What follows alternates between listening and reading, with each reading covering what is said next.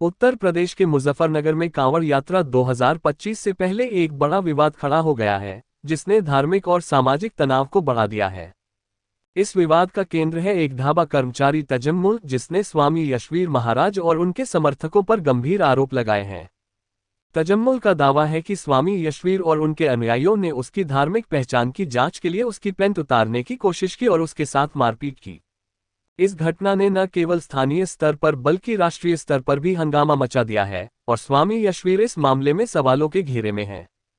विवाद की शुरुआत कांवड़ यात्रा, जो 11 जुलाई 2025 से शुरू होने वाली है, एक महत्वपूर्ण हिंदू तीर्थयात्रा है जिसमें लाखों शिव भक्त गंगा जल लेकर अपने गंतव्य तक जाते हैं। इस यात्रा के मार्ग पर खाने पीने की दुकानों और ढाबों की जांच के लिए कुछ हिंदू संगठनों ने पहचान अभियान शुरू किया है। इस अभियान का उद्देश्य ये सुनिश्चित करना है कि यात्रा मार्ग पर स्थित ढाबों और दुकानों में शुद्ध शाकाहारी भोजन परोसा जाए और वहां काम करने वाले कर्मचारियों की धार्मिक पहचान की पुष्टि हो। 28 जून को स्वामी यशवीर महाराज, जो बघरा में योग साधना यशवीर आश्रम चलाते हैं, और उनके समर्थकों ने मुजफ्फरनगर के दिल्ली देहरादून नेशनल हाईवे -58 पर स्थित पंडित जी वैष्णो ढाबा पर छापा मारा। इस दौरान तजम्मुल नामक एक कर्मचारी, जो खुद को गोपाल के रूप में पेश कर रहा था, को अपनी धार्मिक पहचान बताने के लिए मजबूर किया गया। तजम्मुल ने बताया कि ढाबा मालिक दीक्षा शर्मा, जो हिंदू हैं, ने उसे हिंदू संगठनों के डर से अपनी मुस्लिम पहचान छिपाने और गोपाल के नाम से काम करने को कहा था। तजम्मुल का आरोप, जम्मुल ने कहा, उन्होंने मेरी पैंट उतार दी, मुझे पीटा गया और मैं रो रहा था। उसका दावा है कि स्वामी यशवीर और उनके समर्थकों ने उसकी पहचान की जांच के लिए अपमानजनक तरीके अपनाए। जब तजम्मुल ने आधार कार्ड दिखाने में असमर्थता जताई और कहा कि उसका फोन खराब है, तो स्थिति और बिगड़ गई।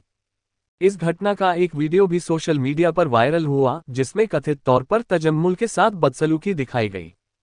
इस वीडियो ने मामले को और तूल दे दिया। स्वामी यशवीर का जवाब, स्वामी यशवीर ने इन आरोपों को निराधार बताते हुए खारिज कर दिया है। उन्होंने एक वीडियो संदेश में कहा, न तो किसी की पैंट उतारी गई और न ही किसी की पिटाई हुई।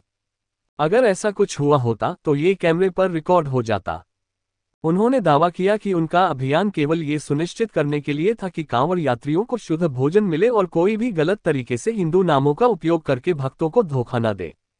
हालांकि स्वामी यशवीर का ये दावा कि ढाबा किसी मुस्लिम का था, गलत साबित हुआ।